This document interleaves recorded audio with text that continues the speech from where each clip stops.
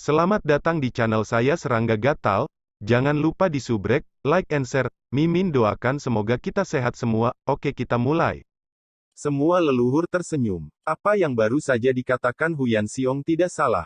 Nili hanya menggunakan beberapa ramuan dan bahan minyak merah, namun begitu banyak binatang iblis terbunuh tanpa melihat darah dan pedang yang terhunus dari para prajurit.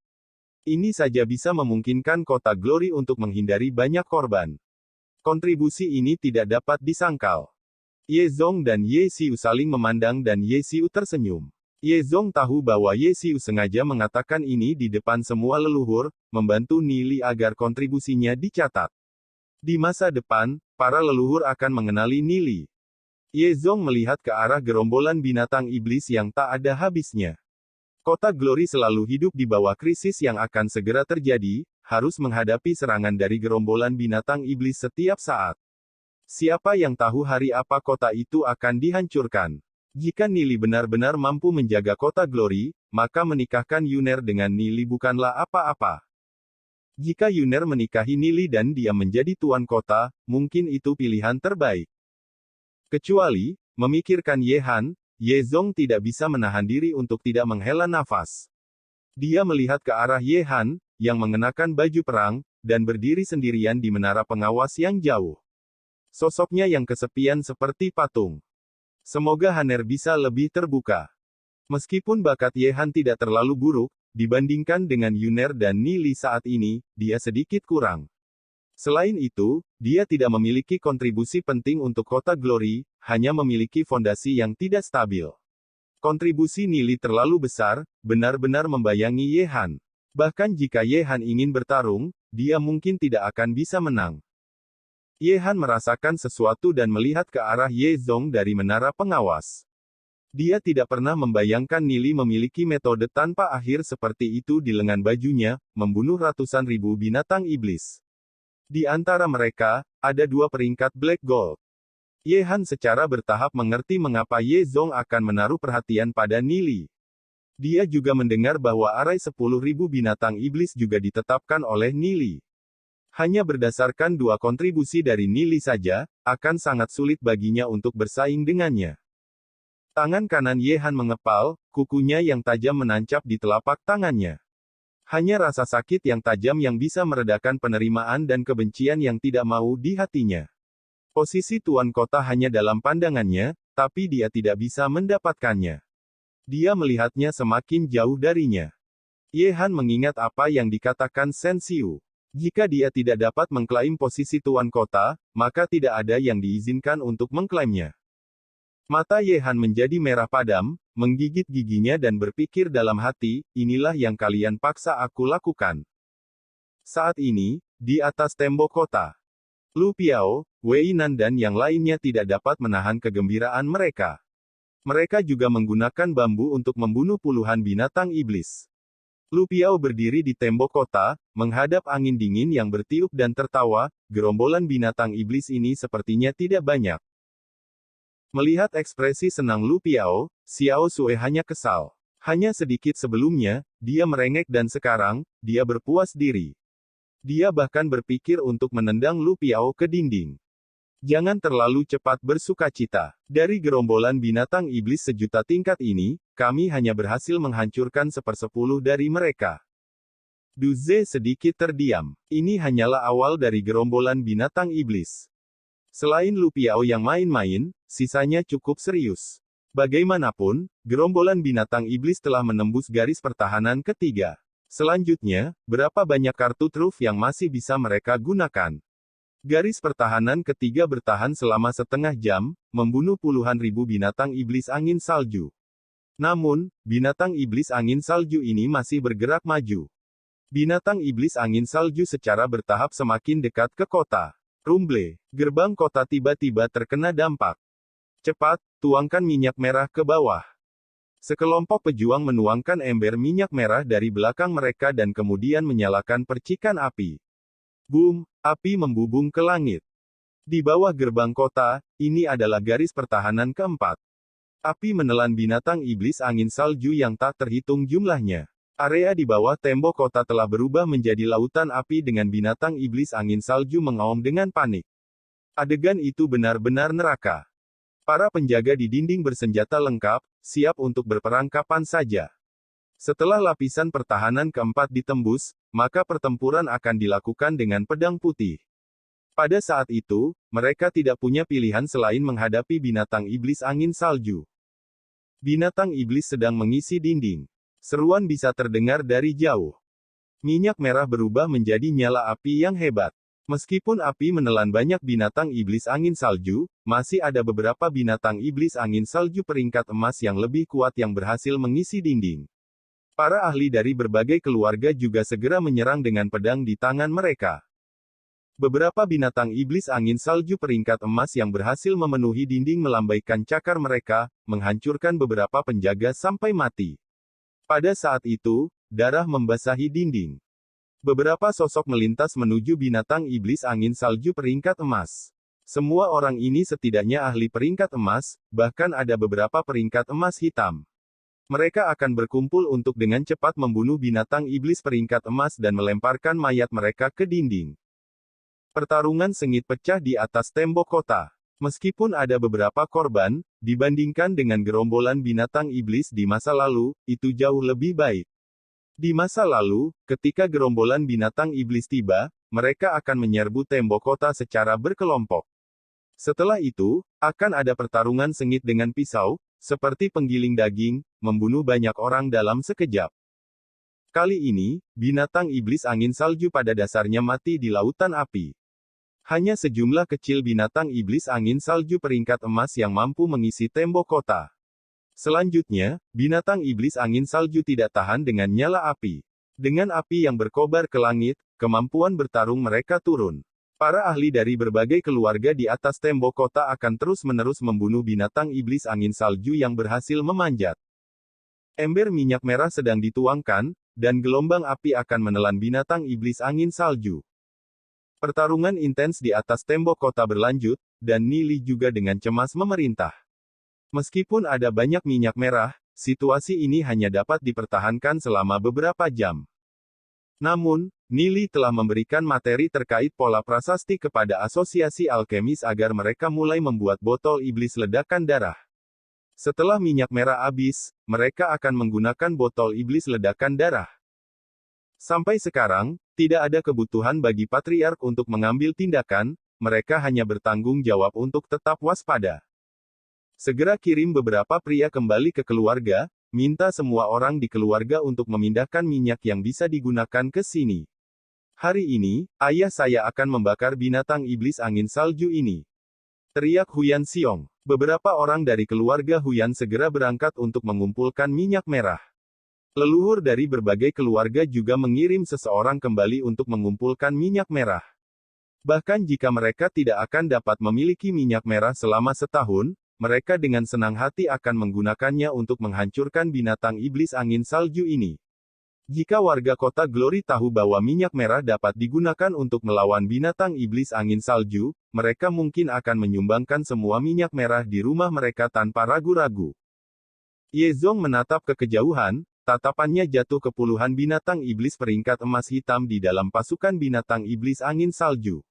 Binatang iblis peringkat emas hitam ini adalah keberadaan paling berbahaya di sana. Seluruh gerombolan binatang iblis diperintahkan oleh mereka. Pertempuran jatuh ke dalam keadaan cemas. Area di bawah tembok kota seperti mesin penggiling daging besar, puluhan ribu binatang iblis angin salju telah terbunuh, dan bagian atas tembok kota jatuh ke dalam pertempuran. Sudah ada ribuan korban dengan ratusan kematian. Namun, situasi saat ini masih dapat diterima untuk kota Glory. Sementara Nili memimpin para pejuang, dia tiba-tiba merasa seolah-olah dia berada di dunia yang kosong. Jumlah binatang iblis yang tak terhitung jumlahnya di bawah dinding meratap, suara mereka sepertinya semakin jauh. Kematian binatang iblis angin salju yang tak terhitung jumlahnya seperti jiwa yang tak terhitung jumlahnya mengambang di udara. Nili bisa merasakan kekuatan jiwa yang tak terhitung jumlahnya berkumpul ke dalam dirinya. Semua kekuatan jiwa ini bergegas ke ranah jiwa Nili, tanpa niat untuk berhenti. Di bawah pengaruh semua kekuatan jiwa ini, ranah jiwanya dengan panik melonjak. Ranah jiwa Nili terasa seperti akan meledak. Pergerakan tubuhnya menjadi sangat lambat. Alis Nili terkunci rapat, kecelakaan seperti itu benar-benar terjadi di saat yang genting. Sekelompok binatang iblis peringkat emas menyerbu tembok kota. Du Ze, Lu Piao dan yang lainnya bergabung dengan roh iblis mereka masing-masing dan terlibat dalam pertempuran. Duan Jian memimpin dan menyerbu ke tempat di mana binatang iblis peringkat emas paling banyak berkumpul. Tiba-tiba, dua binatang iblis peringkat emas menyerang Nili. Nili, hati-hati. Xiao Ninger tiba-tiba menyadari reaksi aneh Nili. Nili tampaknya linglung dengan alisnya terkunci rapat dan tampak seperti dia sangat kesakitan. Dia segera menyerang Nili tanpa memperhatikan dirinya sendiri.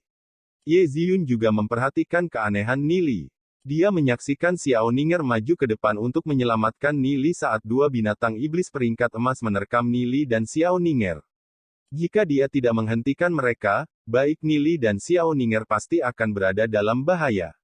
Ye Ziyun segera mengendalikan roh iblis Ratu Salju, dua badai terbentuk di telapak tangannya dan dia melemparkannya ke arah dua binatang iblis peringkat emas. Ye Ziyun baru saja melangkah ke peringkat emas bintang 1 dan dua binatang iblis ini setidaknya peringkat emas bintang 3. Namun, Ye Ziyun tidak terlalu mempermasalahkan perbedaannya. Dua badai mendarat di tubuh dua binatang iblis peringkat emas, menyebabkan tubuh mereka berhenti sebentar. Teknik dinding es. Ye Ziyun dengan cepat melantunkan saat roh iblis Ratu Salju mengendalikan energi elemen air, membentuk dinding tebal di belakang Nili dan Xiao Ninger.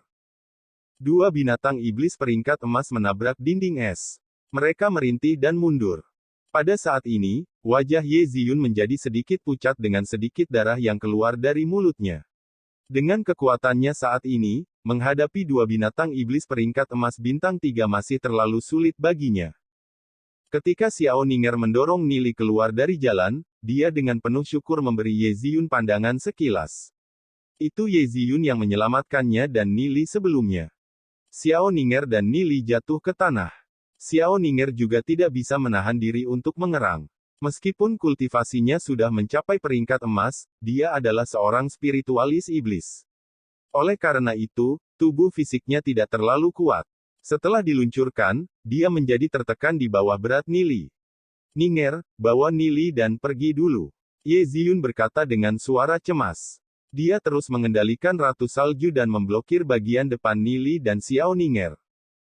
Ye Ziyun, kamu. Xiao Ninger menatap Ye Ziyun, merasakan sedikit rasa sakit di hatinya. Dia masih ingat saat dia masih sangat muda, ketika mereka dulunya adalah teman baik. Namun, seiring berjalannya waktu, Xiao Ninger secara bertahap memahami jarak di antara mereka. Ye Ziyun adalah putri penguasa kota, dan dia bukan apa-apa. Dia harus menghadapi nasib menikah dengan orang lain, menikahi bajingan itu, Shen Fei. Dia dipenuhi dengan kesedihan. Dia terus bekerja keras, berusaha mengubah nasibnya. Setelah itu, Nili membantunya menyembuhkan penyakitnya dan menjadikannya orang yang paling berbakat dalam keluarganya, maka dia mampu menyingkirkan rantai menakutkan itu sebelum dia bisa merasa lega. Namun, satu-satunya yang disukai Nili adalah Ye Ziyun. Takdir selalu mempermainkannya, semuanya untuk Ye Ziyun. Namun, yang menyelamatkan mereka hari ini adalah Ye Ziyun. Xiao Ninger masih agak baik hati, dia juga tidak tahan melihat sesuatu terjadi pada Ye Ziyun dan mengingatkannya dengan mengatakan, kamu hati-hati. Nili menderita gegar otak sebelumnya dan perlahan kembali. Tiba-tiba, dia merasa bahwa dia menekan sesuatu, merasakan sesuatu di bawahnya. Sentuhan lembut dan wewangian wanita menghampirinya. Dia paksa membuka matanya, ternyata Ninger. Mereka dipisahkan oleh lapisan tipis pakaian, jadi dia bisa samar-samar merasakan tubuhnya yang menggairahkan. Kesadaran Nili menjadi sedikit lebih jelas, melihat ekspresi cemas Xiao Ninger dan dia sedikit tercengang. Dia tiba-tiba teringat, sebelumnya, ranah jiwanya tiba-tiba mengalami dampak. Tampaknya ada dua binatang iblis peringkat emas menyerbu ke arahnya dan Xiao Ninger yang menyelamatkannya. Nili, kamu sudah bangun. Apa yang terjadi padamu sebelumnya? Anda membuat kami takut sampai mati. Xiao Ninger, melihat Nili bangun, merasa lega. Tiba-tiba, merasa bahwa Nili masih menekannya, pipinya tiba-tiba memerah. Dia dengan cepat mengguncang Nili, cepat, bangun. Ziyun masih membela kita dari binatang iblis, dan kita berada dalam posisi berbahaya. Saat Nili terus menekannya, dia ingin mendorong Nili menjauh. Tapi dia takut menyakitinya, dan menyebabkan lebih banyak kerusakan pada Nili yang sudah terluka. Kontak kulit ke kulit membuatnya malu dan cemas. Nili tidak memperhatikan reaksinya. Begitu banyak kekuatan jiwa telah mengalir ke ranah jiwanya, menyebabkan dia menderita akibat dampaknya. Tubuhnya masih agak lemah. Mendengar apa yang baru saja dikatakan Xiao Ninger, dia dengan cepat mengoperasikan kekuatan jiwanya. Setelah begitu banyak kekuatan jiwa bergegas ke ranah jiwanya tampaknya telah berkembang sedikit. Nili tahu mengapa. Dengan begitu banyak binatang iblis mati di medan perang di bawah, akan ada sejumlah besar kekuatan jiwa yang keluar dari tubuh mereka. Semua kekuatan jiwa ini tampaknya telah dikendalikan, dan memasuki tubuhnya. Karena ranah jiwa Nili tidak mampu menyerap dalam jumlah besar dalam waktu sesingkat itu, itulah sebabnya situasi ini terbentuk. Nili bangkit dengan susah payah, tapi ranah jiwanya terasa seperti sedang dicabik-cabik. Perjuangan ini menyebabkan Nili meringis kesakitan. Nili, bagaimana perasaanmu? Xiao Ninger dengan cemas bertanya, dengan cepat mendukung Nili. Tidak bagus, aku perlu sedikit memperbaiki kekuatan jiwaku. Kata Nili. Dia dengan paksa duduk bersila, dan segera mulai menyempurnakan kekuatan jiwa di ranah jiwanya. Hanya dengan pulih dengan cepat, dia bisa sekali lagi memasuki pertempuran. Untuk mencegah Nili diserang, Xiao Ninger menjaga sisi Nili.